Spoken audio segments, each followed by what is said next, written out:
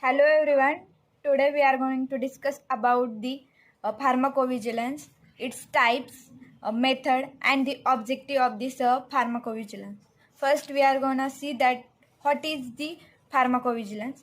The pharmacovigilance is a relates to the detection, assessment, understanding, and the prevention of the adverse effects or any drug-related problem for the patient safety.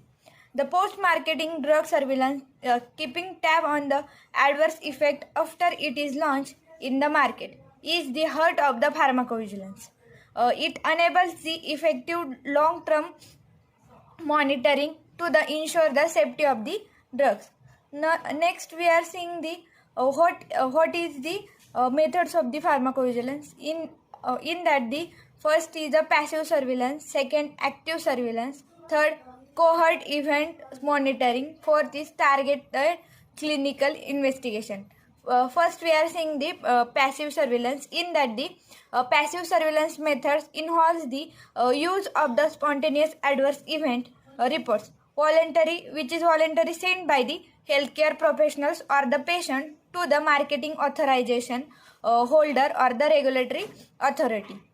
Here, the data is collected by the adverse reaction are collected in a central or the regional data. Next, we are seeing the objective of the pharmacovigilance. First objective is to monitor the adverse drug reaction, that is ADR, in the Indian population. Second objective is to create the awareness among the healthcare professional about the importance of the ADR reporting in India. Third objective is to monitor the benefit risk profile of the medicine.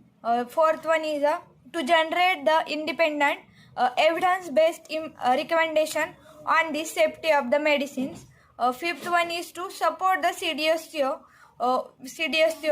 which is the regulatory authority of the India, for formulating the safety-related regulatory decisions for the medicines.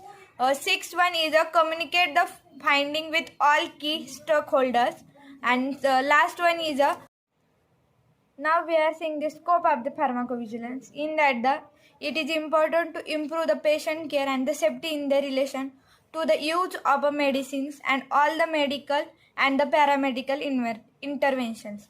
Next is improve the public health and the safety in relation to the use of the medicines, and it also contributes to the assessment of the benefit, harm, effectiveness, risk of medicines, encouraging their safe, rational, and the more effective, including the cost-effective use.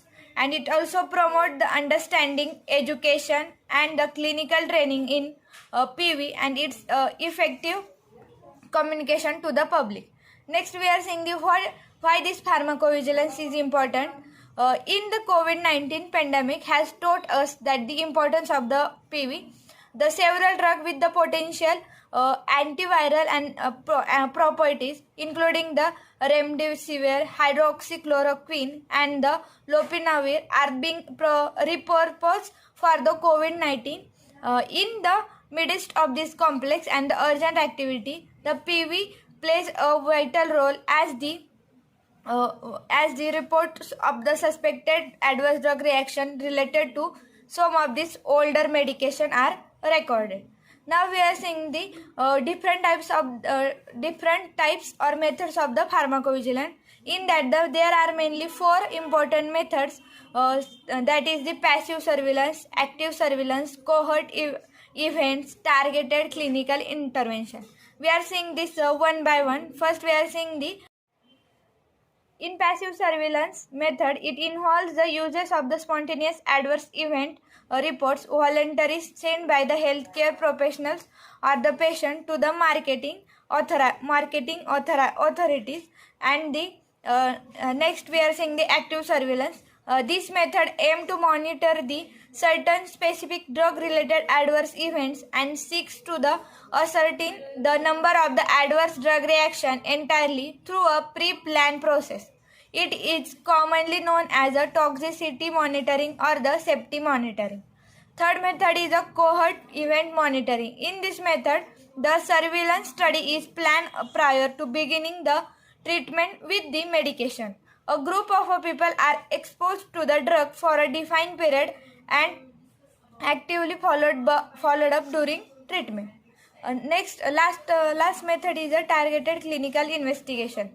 This kind of the investigation are the performed to identify and characterize the adverse reaction related to a drug among the special population like the people with some genetic disorder, pregnant women, and the older people. This is all about the PV, and last point is we are seeing the main areas of the PV. In that the PV is work in various departments throughout the trial processes, and however their work can be segregated in four major areas. That is in that the operation, surveillance, then qualified person for the pharmacovigilance. These are the